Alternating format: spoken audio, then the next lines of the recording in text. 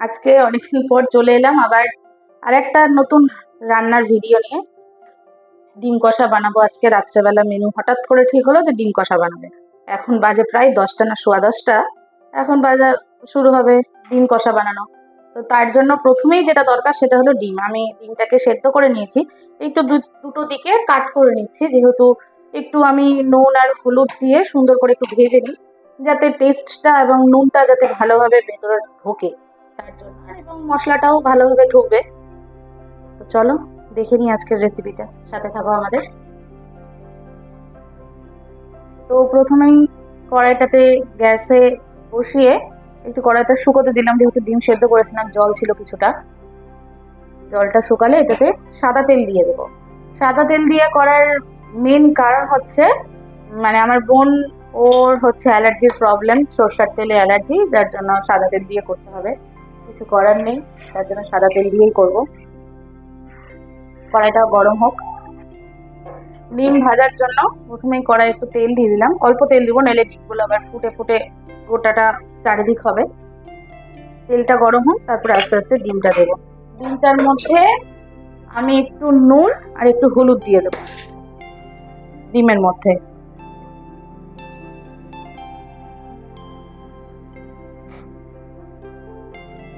এই একটু হলুদ দিয়ে দিলাম আর একটু নুন দিয়ে দেবো। এবার হালকা নুনটা অপশনাল, আপনারা চাইলে দিতেও পারেন, নাও দিতে পারেন, অসুবিধা নেই, বাট আমি একটু দিই, আমার ভালো লাগে দিলে।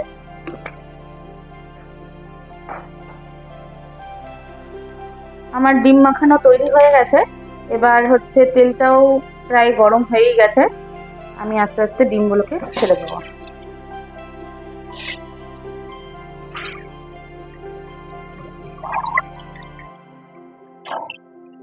যে যেরকম, কেউ হালকা ভাজা খেলে সে হালকা ভাজবে, কেউ বেশি একটু ভালোভাবে ফ্রাই করতে চাইলে ভালোভাবেও ফ্রাই করতে পারে। আমার যেমন একটু ভালোভাবে ভেজেই ভালো লাগে, তো আমি একটু ভালোভাবে ভেজে কষাটাকে বানাবো, পুরো একদম পুরো কষা কষা করবো। তো আমাদের ডিম ভাজা অলরেডি ডান। এবারে একটা একটা করে ডিমগুলোকে খুব সাবধানে তুলে নিতে হবে।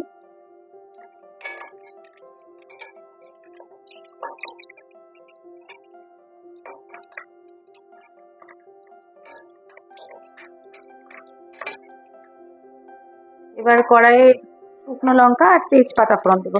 অনেকে জিরেও দেয়, বাট আমি দিই না, জিরেটা আমার ভালো লাগে না, তাই আমি জিরেটাকে অ্যাভয়েড করলাম।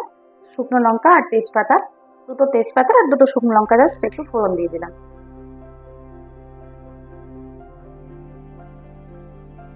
এবার আমি কড়াইয়ে আস্তে করে পেঁয়াজগুলো দিয়ে দিচ্ছি।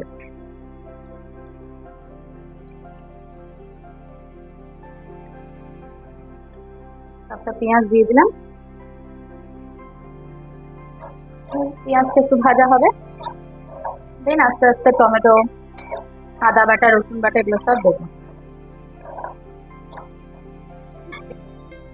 পেঁয়াজটা যেহেতু আমাদের হাতের সময়টা খুবই কম, তার জন্য পেঁয়াজটা যাতে তাড়াতাড়ি সেদ্ধ এবং ভাজা হয়ে যায়, তার জন্য একটা ট্রিক্স হচ্ছে পেঁয়াজ ভাজার সময় একটু লবণ দিয়ে দেওয়া। লবণ দিয়ে দিলে কি হবে, পেঁয়াজটা না তাড়াতাড়ি গলে যাবে এবং সেদ্ধটা তাড়াতাড়ি হয়ে যাবে। আমার পেঁয়াজ ভাজা মোটামুটি হয়ে এসছে। এবার আমি টমেটো আমি অলরেডি কুচি করে রেখেছিলাম, সেই টমেটোগুলোকে দিয়ে দিলাম। টাইম কমের জন্য আমি টমেটোটাকে একবারে কুচি কুচি করে দিয়েছি। এটা একটু বড় বড় করে দিলেও হয়, যাতে আমার তাড়াতাড়ি সেদ্ধটা হয়ে যায়, মিলিয়ে যায়, তার জন্য আমি কুচি কুচি করে দিয়েছি। এবার টমেটোটা দিয়ে হালকা করে একটু ভাজবো।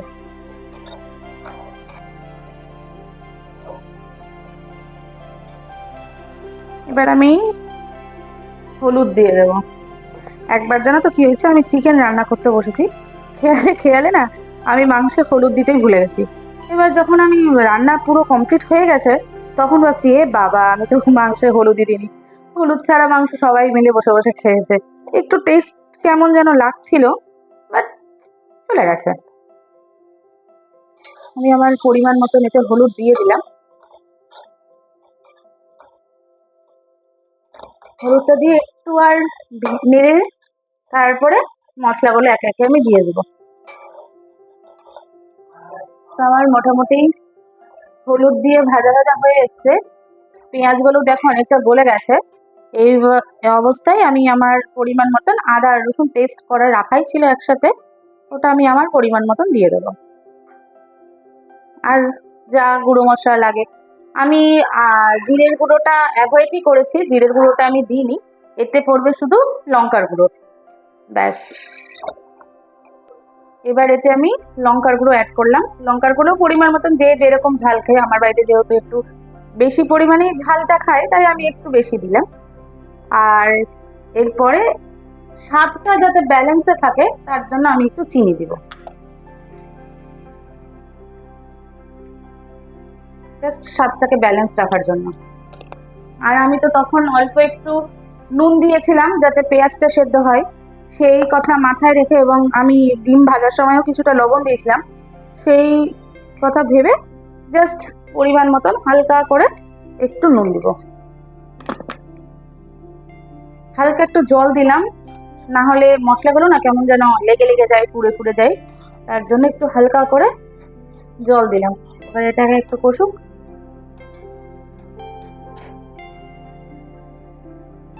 মোটামুটি আমাদের কষানো হয়ে গিয়েছে, আমার হালকা হালকা তেলও দেখতেই পাচ্ছ বেরিয়ে এসছে, হালকা হালকা তেলটাও দেখতে পাচ্ছ তোমরা বেরিয়ে এসছে, একটু জুম করে দেখে দাও তো।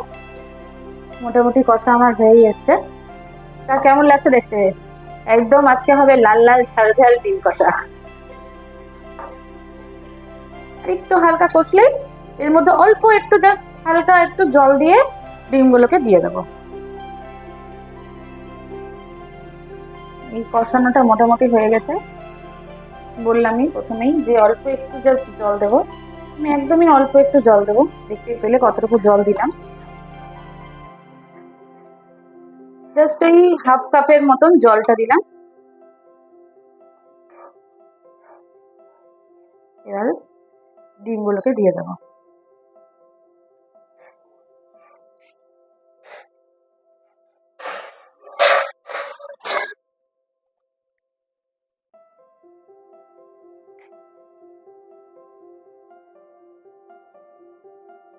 তো মোটামুটি আমাদের ডিম কষা রেডি, এবার জাস্ট সার্ভ করার পালা। তোমরাই বলো তো দেখে কেমন লাগছে? একদম পুরো লাল লাল ঝাল ঝাল ডিম কষা রেডি। একটু ফুটলেই নামিয়ে নেবো। যদি তোমাদের রেসিপিটা ভালো লেগে থাকে তাহলে অবশ্যই লাইক, কমেন্ট, শেয়ার অ্যান্ড অবশ্যই অবশ্যই অবশ্যই ফলো করতে ভুলো না। আজকে আমাদের ডিনারের মেনু রেডি, একদম লাল লাল ঝাল ঝাল, যাকে বলে ডিম কষা। তো আজকের মতো টাটা, বাই বাই, দেখা হচ্ছে নেক্সট ভিডিওতে, বাই বাই।